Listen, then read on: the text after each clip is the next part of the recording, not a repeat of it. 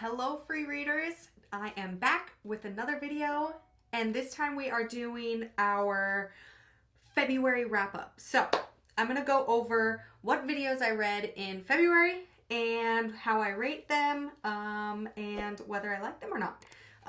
So if you guys watched my last video in February, I was hoping to read 5 books in February and I ended up reading 8.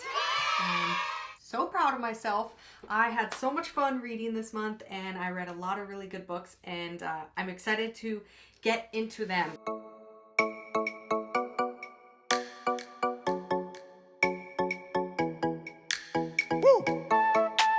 So the first book I read, I did read a physical copy, but a friend of mine is borrowing that. So I read this one, The Wife Upstairs. This is by Rachel Hawkins.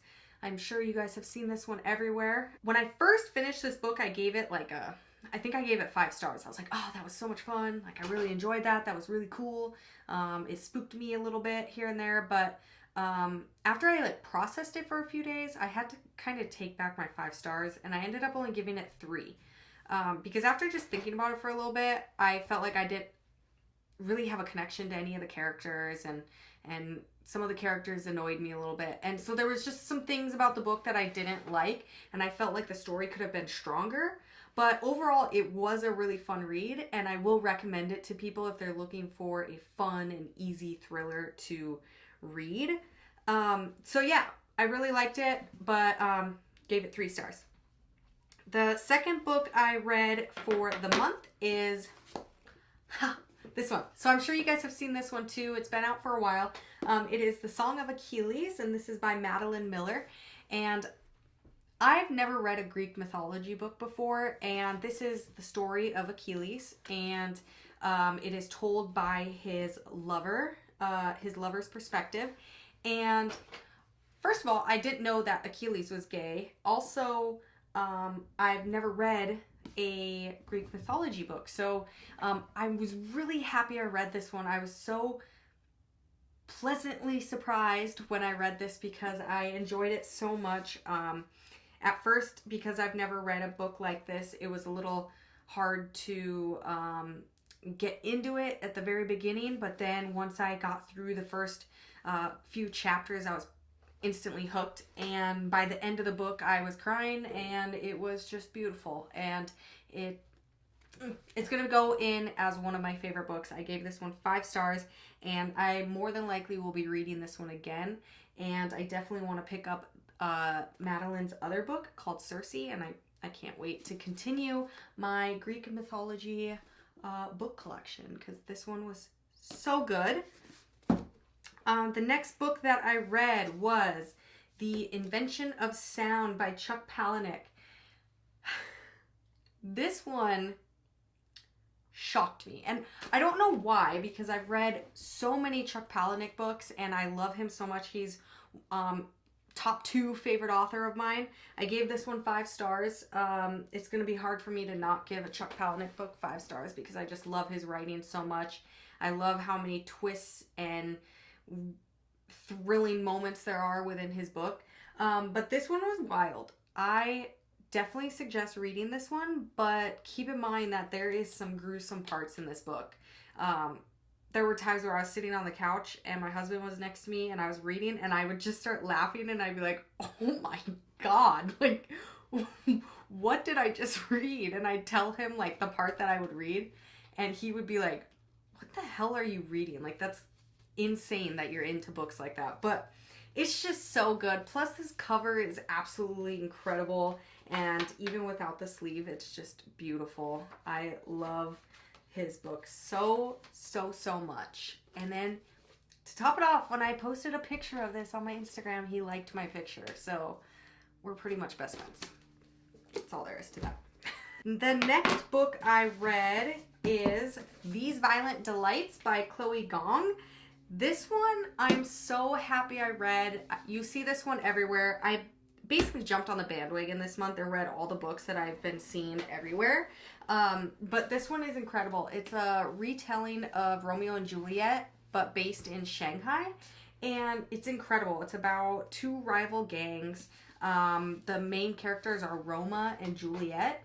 and they used to be lovers, but Roma basically lost all of Juliet's trust, and they have to come together in the book to fight off this like madness that is going around in their city. So they have to come together to defeat it, or else it's gonna wipe them all out. But it's so good. It's a long read. Like, this is the longest book I think I read this month. But it was incredible. By the end, I was like just flipping the pages so fast I couldn't read fast enough. I wanted to know everything that went on, and I'm really freaking excited about this one, and I can't wait to read more books from Chloe. I'm really enjoying her writing. I loved it so much. So this was another 5 stars for me. I love this one. Highly suggest. The next one I read was an ebook. It's In His Kiss. It is the Bridgerton book number 7. This was a really easy read. It was a fun one. I gave it 4 stars. This one was about Hyacinth's story, and I think Hyacinth has to be one of my favorite Bridgerton kids. Like, I loved her story. She was so fun. It kind of shocks me because I feel like Hyacinth's personality is more like Eloise's personality in the TV show. So I really enjoyed this one because, and I didn't really enjoy Eloise's story, which makes me sad. Like, I feel like they stole Hyacinth's personality and gave it to Eloise for TV. So weird, but I love this one. It was so much fun. They were trying to solve this mystery in the book because they found Hyacinth's love interest. They found his grandmother's journal, and there's some buried treasure, and they're trying to find it, and it's just so much fun. I had a really good time reading this one. I gave this one 4 stars, but it's probably one of my favorite when it comes to the Bridgerton kids. I really liked her. The next one I read, this is going to be unpopular opinion coming up, but I read This Close to Okay, and I gave this one 3 stars. It was okay. No pun intended, but it was alright. I really like the idea behind the book. They definitely brought a lot of attention to suicide, and they touched on some really difficult situations. It's about a therapist who's driving her car. She comes up to a man on a bridge, and he was about to jump off the bridge and commit suicide, and she talks him off the ledge. And then they have this crazy weekend where they're getting to know each other as he stays at her house while she just makes sure that he's okay and he's not going to try to kill himself again. And it's really, she just got out of a divorce like that year, so she's going through some really tough parts in her life too. The thing I didn't like about the book, it wasn't really my favorite writing style. And she's a therapist, so it was very like therapy heavy in my opinion. Her points of view were always pushing like therapy onto him, and I mean, I understand it based on what the book is about and stuff, but it was just a little too much for me. But it was a good book. I got through it in less than a day, and I really enjoyed it. But it's just not one that is gonna be like my favorite book, you know? But I would suggest it to people if they want an easy read and if they want to read a book that touches on really tough topics like that. Yeah, that was that one. Sorry if I offend people, because I know this one is ranked very high, and it just wasn't my favorite.